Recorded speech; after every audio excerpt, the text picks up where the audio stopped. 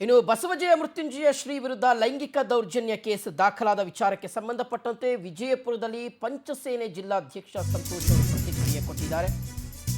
ಬಸವಜಯ ಮೃತ್ಯುಂಜಯ ಶ್ರೀಗಳ ವಿರುದ್ಧ ಲೈಂಗಿಕ ದೌರ್ಜನ್ಯ ಕೇಸ್ ದಾಖಲಾದ ವಿಚಾರಕ್ಕೆ ಸಂಬಂಧಪಟ್ಟಂತೆ ವಿಜಯಪುರದಲ್ಲಿ ಪಂಚಸೇನೆ ಜಿಲ್ಲಾಧ್ಯಕ್ಷ ಸಂತೋಷ್ ಅವರು ಪ್ರತಿಕ್ರಿಯೆ ಕೊಟ್ಟಿದ್ದಾರೆ. ನಾವು ದೂರು ಕೊಟ್ಟ ಮೇಲೆ ಆ ಮಹಿಳೆ ದೂರನ್ನು ಕೊಟ್ಟಿದ್ದಾಳೆ.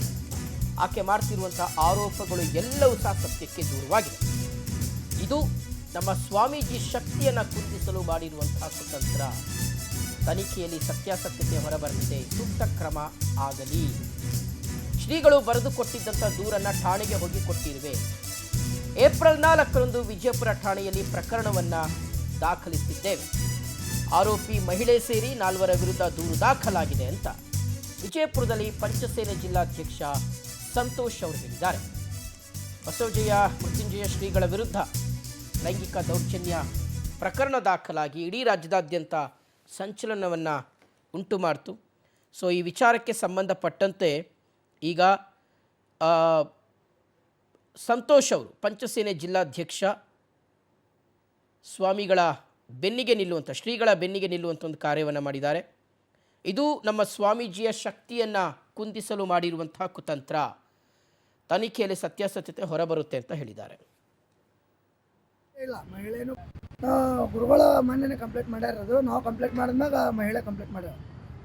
ಏನಂತ ಮಾಡ್ಯ? ಈಗ ನಾವು ನಾಗಲಕ್ಷ್ಮಿ ಚೌಧರಿ ಅವರು ಪ್ರೆಸ್ ಮೀಟ್ನಾಗ ಮಾತಾಡಿದ್ದು ನೋಡಿದ್ದೀವಿ.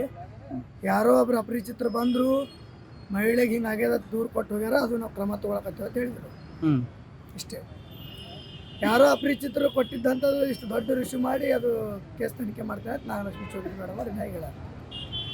ನೀವೇನಂತ ಗುರುಗಳು ಮಹಿಳೆ ಕೊಟ್ಟೇ ಇಲ್ಲ, ಮಹಿಳೆನೂ ಬಂದಿಲ್ಲ, ಯಾರು ಬಂದು ಕೊಟ್ಟಾರಂದೇ ಗೊತ್ತಿಲ್ಲ. ಡೀಟೇಲ್ಸ್ ಕೊಡ್ತಾರೆ ನಮ್ಮ ಪ್ರತಿನಿಧಿ ಸುನೀಲ್ ಭಾಸ್ಕರ್ ದೂರವಾಣಿ ಸಂಪರ್ಕದಲ್ಲಿ ಜಾಯ್ನ್ ಆಗ್ತಾ ಇದ್ದಾರೆ. ಸುನೀಲ್, ಶ್ರೀಗಳ ವಿರುದ್ಧ ನಿನ್ನೆ ಕೇಳಿ ಬಂದಂಥ ಬಹಳ ಗಂಭೀರವಾಗಿರ್ತಕ್ಕಂಥ ಆರೋಪ ಮತ್ತು ರಾಜ್ಯ ಮಹಿಳಾ ಆಯೋಗಕ್ಕೆ ಹೋದಂಥ ದೂರು ವಿಚಾರಕ್ಕೆ ಸಂಬಂಧಪಟ್ಟಂತೆ ಸಂತೋಷ್ ಅವರು ಪ್ರತಿಕ್ರಿಯೆಯನ್ನು ಕೊಟ್ಟಿದ್ದಾರೆ. ಇವರ ಪ್ರತಿಕ್ರಿಯೆ ಈಗ ಒಂದು ರೀತಿಯಾಗಿ ಸಾಕಷ್ಟು ಗೊಂದಲವನ್ನು ಸೃಷ್ಟಿ ಮಾಡ್ತಾ ಇದೆ ಈ ಪ್ರಕರಣದಲ್ಲಿ ಅನ್ನುವಂಥದ್ದು. ಯಾರು ಸತ್ಯ ಯಾರು ಸುಳ್ಳು ಅನ್ನುವ ರೀತಿಯಾದಂಥ ಪ್ರಶ್ನೆಗಳನ್ನು ಹುಟ್ಟಾಕ್ತಾ ಇದೆಯಾ ಹೇಗೆ ಅಂತ? ಗ್ರಾಮೀಣ ಪೊಲೀಸ್ ಠಾಣೆಯಲ್ಲಿ ಏನು ಪಂಚಸೇನೆ ಜಿಲ್ಲಾಧ್ಯಕ್ಷರಾದಂತಹ ಸಂತೋಷ್ ಎಂಬಾತರು ಈಗ ದೂರನ್ನು ನೀಡಿರೋದು ಅಂದ್ರೆ ಪ್ರಮುಖವಾಗಿ ಕೂಡಲ ಸಂಗಮದ ಜಯ ಬಸವ ಮೃತ್ಯುಂಜಯ ಸ್ವಾಮೀಜಿಗಳು ಕೊಟ್ಟಿರೋ ದೂರಲ್ಲಿನ ಪ್ರತಿಯನ್ನ ನಾನೇ ಸ್ವತಃ ತೆಗೆದುಕೊಂಡು ಹೋಗಿ ಪೊಲೀಸ್ ಠಾಣೆಗೆ ನೀಡಿದ್ದೇನೆ ಎಂಬ ಮಾಹಿತಿಯನ್ನು ಕೂಡ ಪಂಚಸೇನೆ ಜಿಲ್ಲಾಧ್ಯಕ್ಷ ಸಂತೋಷ್ ಹೇಳ್ತಾ ಇರೋದು.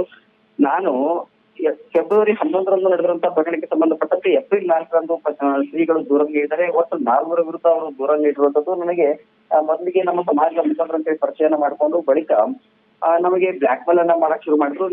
ನಾನು NGO ನಡೆಸ್ತಾ ಇದ್ದೀನಿ, ಅದ್ರ ಮೂಲಕ ಏನಾದ್ರು ಸಹಾಯ ಮಾಡಿ ಅಂತ ಹೇಳಿ ಮೊದಲಿಗೆ ಬಂದಂತವ್ರು. ಆಮೇಲೆ ಬಳಿಕ ಹಣಕ್ಕೆ ಬೇಡಿಕೆ ಕೂಡ ಇಡಕ್ ಶುರು ಮಾಡಿದ್ರು. ನಾನು ಕೊಡ್ಲಿಕ್ಕೆ ಮುಂದಾಗದಿರುವಂತಹ ಸಂದರ್ಭದಲ್ಲಿ ಬ್ಲಾಕ್ ಮೇಲ್ ಮಾಡಕ್ ಶುರು ಮಾಡಿದ್ರು ಅಂತ ಹೇಳಿ ಶ್ರೀಗಳು ದೂರ ನೀಡಿರುವಂತದ್ದು. ಆದ್ರೆ ಶ್ರೀಗಳ ದೂರಿನಲ್ಲಿ ಎಲ್ಲೂ ಕೂಡ ಬ್ಲಾಕ್ ಮೇಲ್ ಅನ್ನ ಹೊರತುಪಡಿಸಿ ಲೈಂಗಿಕ ದೌರ್ಜನ್ಯ ವಿಚಾರವಾಗಿ ಎಲ್ಲೂ ಕೂಡ ದೂರಿನಲ್ಲಿ ಏನೋ ದಾಖಲೆ ಮಾಡಿಲ್ಲ.